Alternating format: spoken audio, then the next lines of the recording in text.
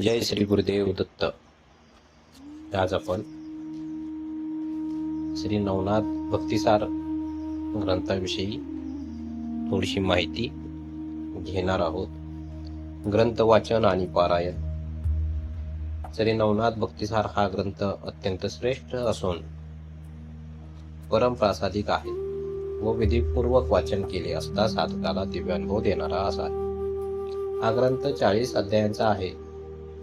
त्याच्या ओव्या 7600 आहेत.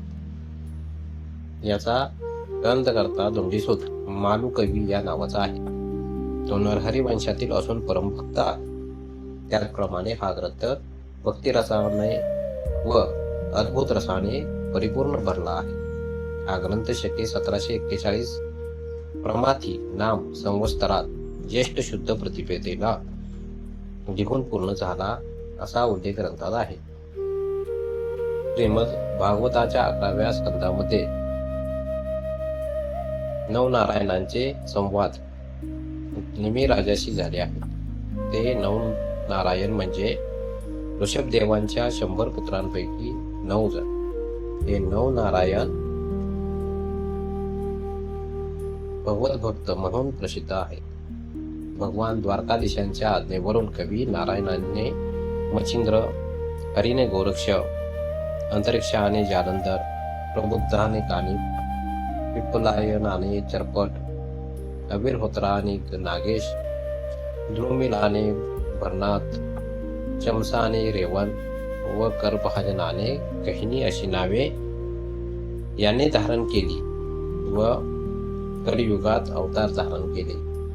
हा नवनाथांचा संप्रदाय मूळ श्री दत्तात्रेय गुरूंपासून प्रवृत्त झाला असून आजही या संप्रदायात दिव्य तेजस्वी लोकांची उज्ज्वल परंपरा दिसून येते.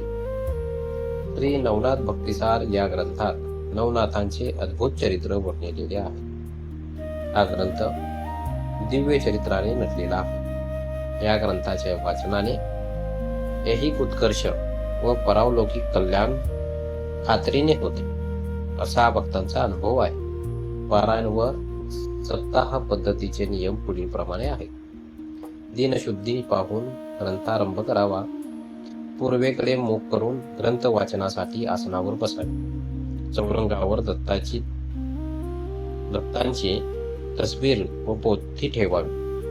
गणपतीचे स्मरण करून तसेच देवांना व थोर मंडळींना नमस्कार करून ग्रंथाची व दत्तात्रेयांची पूजा करावी. नैवेद्यासाठी पेढे, दूध, खडीसाखर, शक्य असल्यास भरड्याचे वडे असावे. वाचन पूर्ण होईपर्यंत समय अखंड तेवत ठेवा. धूप, निरांजन लावावे. रुचिरभूत असावे. ब्रह्मचर्य पाळावे. अध्याय सुरू झाल्यापासून संपेपर्यंत आसनावरून उठू नये व कोणाशी बोलू नये. डोळ्याने वाचन करावे. रात्री गोंगडीवर झोपावे. प्रथम दिवशी विडा सुपारी, नारळ व दक्षिणा ठेवावी. प्रतिदिनी वाचन झाल्यावर दत्ताची आरती करावी. सांगतेसाठी रामनाथ व सुवासनी भोजन घालावे. ज्यांना सप्ताह वाचनास वेळ नसेल त्यांनी श्रावणासारख्या पवित्र महिन्यात संपूर्ण महिनाभर वाचन करावे. मात्र अध्याय संपूर्ण वाचावा. काही दिवस 2 अध्याय वाचावे. वरील सप्ताह व महिन्याचे पारायण घरी वाचले तरी चालेल. परंतु ज्याला लवकर फळ मिळावे अशी इच्छा असेल त्यांनी गाणगापूर, नरसोबाची वाडी, औदुंबर, माहूर, गिरनार आदी दत्तस्थानाच्या ठिकाणी वाचन करावे.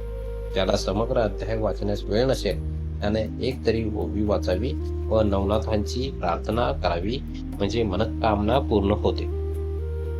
नवनाथ सांप्रदायिक लोकांची 9 दिवसात 9 रात पारायण वाचन पद्धती पुढील प्रमाणे. दिवस पहिला 6 अध्याय वाचावे. दुसऱ्या दिवशी 5 अध्याय. तिसरा दिवस 5 अध्याय. चौथ्या दिवशी 5 अध्याय. 5व्या दिवशी 5 अध्याय. 6व्या दिवशी 5 अध्याय. 7व्या दिवशी 4 अध्याय. 8व्या दिवशी 3 अध्याय. 9व्या दिवशी 2 अध्याय.